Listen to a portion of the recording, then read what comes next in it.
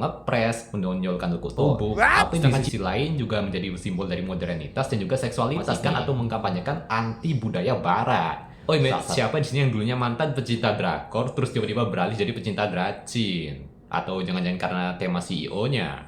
Nah, di sini aku gak lagi bahas CEO ya. Jadi di sini aku lebih membahas budayanya, yakni baju Cheongsam. Apaan tuh? Iya, Cheongsam, baju yang dipakai oleh perempuan Tiongkok ketika menghadiri perayaan besar. Dan gak cuma di Tiongkok doang, di Indonesia juga orang-orang pakai Cheongsam pas Imlek. Dan rasanya gak seru nih kalau kita gak nguri-nguri sejarah dari Cheongsam. Mau tahu? Learn with Senar ya.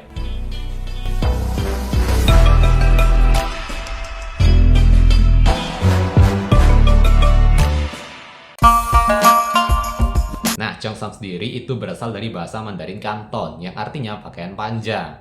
Nah, yang unik dari Cheongsam ini ternyata adalah potongan dari gaunnya. Jadi itu semacam gaun panjang dari ujung badan sampai ujung kaki gitu.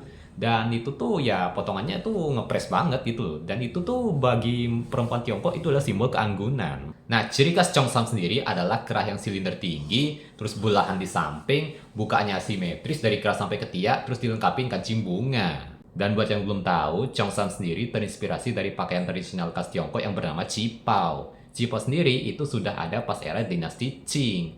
Dan ini bedanya kelihatan banget. Kalau Cheongsam itu ya mengepres, menonjolkan lekuk tubuh. Sedangkan Qipao ini kebalikannya, longgar, panjang, dan ya bisa dibilang lebih sopan lah. Dan di era dinasti Qing pun, kesopanan itu adalah bagian dari keanggunan perempuan Tiongkok.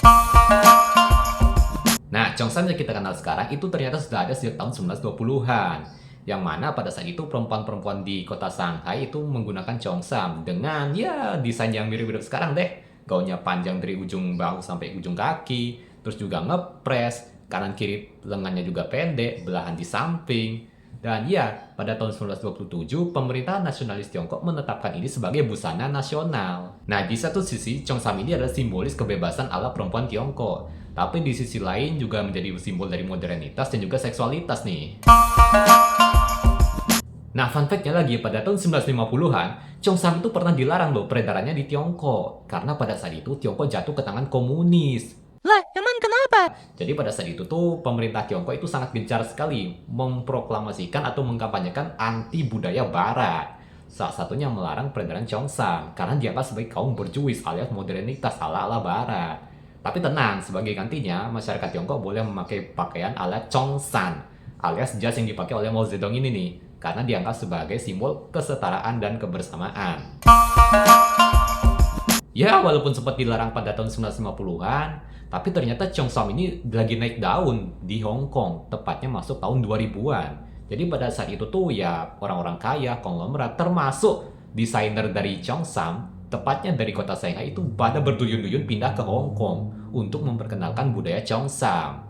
Jadinya pada laris di situ deh. Di awal era 2000-an juga, Cheongsam ini mulai dipakai pada acara pernikahan, termasuk festival-festival lokal di Tiongkok. Dan juga ya secara gak langsung ini menyebar ke seluruh penjuru dunia, khususnya dengan negara-negara yang banyak penduduk Tionghoanya, seperti ya Singapura, Taiwan, Malaysia, Indonesia, dan sebagainya.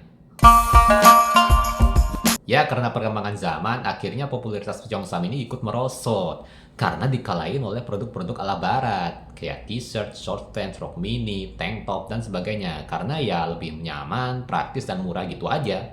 Tapi ya walaupun demikian, Cheongsam ini gak ditinggalin mentah-mentah loh sama masyarakat Tiongkok.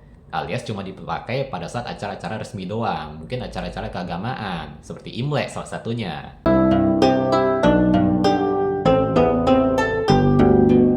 Sering dicari untuk para pembeli itu apa enggak? Ya baju-baju Cheongsam. Nah, dari sini kita tahu bahwa Cheongsam itu bukan sekadar pakaian, tapi juga simbolis perubahan sosial masyarakat Tiongkok dari waktu ke waktu.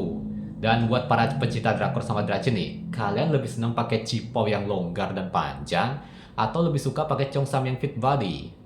Put your comments below. Nah gitu dia mate, jadi dracin itu bukan sekadar soal cinta atau perjuangan doang, tapi juga soal budayanya. BTW kalian yang di Indonesia nih pas lagi Imlek itu biasanya kalau bikin footage bareng keluarga besar, itu kalian suka foto pakai Cheongsam, pakai Qipao, atau pakai baju kreasi kalian nih? Put your comments below and see you next time with Senar ya. Dadah.